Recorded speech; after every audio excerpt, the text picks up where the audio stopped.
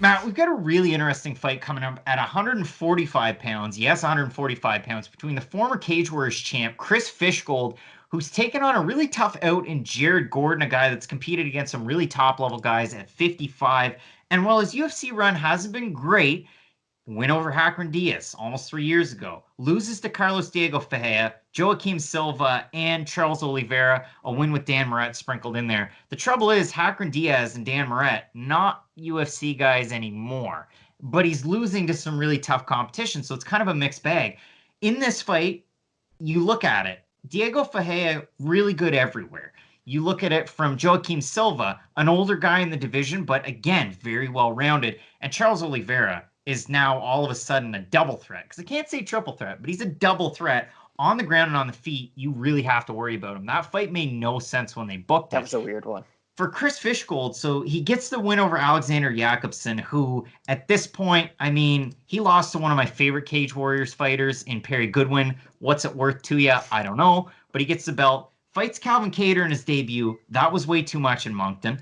Then he fights Daniel Tamor and submits him. Daniel Tamor of the Tamor brothers. Take that for what it's worth. And then in the last one, he loses to Makwan Amirkhani. So it's a mixed bag because it's kind of a similar story. To me, Makwan Amirkhani holds quite a bit of water. And Calvin Kattar's in the main event of this card for a reason. Chris Fishgold is a really decorated grappler. He is one of the best training partners in the lower weight classes, and none other than the Liverpudlian himself, Paddy the Batty Pimblett. And I think there's a lot of things to like about Chris Fishgold's game. And I'm going to pepper this one in here. He's slighted by the odds makers and the fans. So maybe my pick, and I've already made it pretty apparent, is going to be, unpopular. But Jared Gordon on Tapology to 356 votes, 58% going with Gordon. The odds makers having this one, and it opened it as about, as even as it could be in a pick'em of a minus 110. Gordon's sitting at about a minus 140 favorite in this one. That surprises me because, again, I see this one as Jared Gordon, though he and his buddies thwarted an attack on the streets and submitted those guys. I don't see him doing that to Chris Fishgold. I don't see him having a huge enough advantage on the feet where Fishgold's not going to be able to keep up with him because we've seen Fishgold take on good strikers in the past and have success with his grappling. And I think that's just going to be the way of this fight where Fishgold gets the win. You beat Jared Gordon. Okay, well, what's next? I see where you're coming from, and I can't disagree with a lot of what you're saying. But Jared Gordon does two things well, and he doesn't get a lot of credit for one of them. He just kind of brawls. I don't know if I'd say he does that well, but he's very 50-50 in his striking. He will eat one to give one. But traditionally throughout his career, and I don't think he has a bad chin. I just think his striking defense isn't all that well. He's open for big shots. And Charles Oliveira, we didn't really know at that time had bricks in his hands, but now we do. So good to know.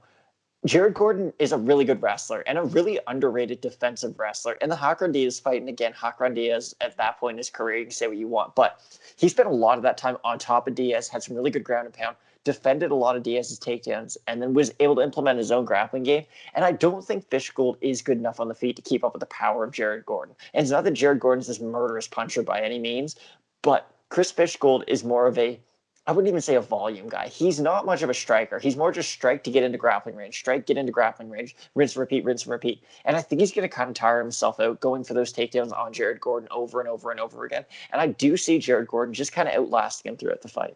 And if we go all the way back to, don't forget about the Michel Quinones fight. And he looked amazing in that one. He had takedowns. He was able to set things up on the feet. Then against Hackman Diaz, he loads up on the punches. Then after that, not that great. I mean, against Joaquim Silva, yeah, he outlanded him in terms of total strikes, but he ate a lot of them.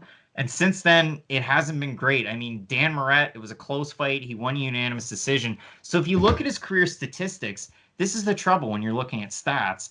They're padded due to the fact that those early fights were overwhelmingly Jared Gordon's. Yeah. So you look at it, strikes landed per minute, 6.26 to 3.9 strikes absorbed per minute. His takedown average is good. His accuracy is not good. This is the troubling stat. His takedown defense is 57%. And I get it.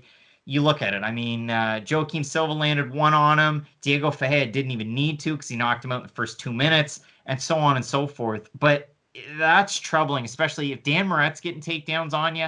Dan Moret might not submit you, but Chris Fishgold will.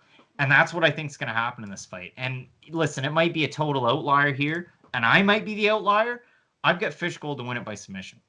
You lay out a good case, and again, I can't disagree with what you're saying. I just think Jared Gordon will be able to defend one takedown too many to where Fishgold is going to fatigue at some point throughout the fight. And then Gordon's going to be able to somewhat open up with his striking. I don't expect either guy to become champ next week and fight Alexander Volkanovski, put it that way.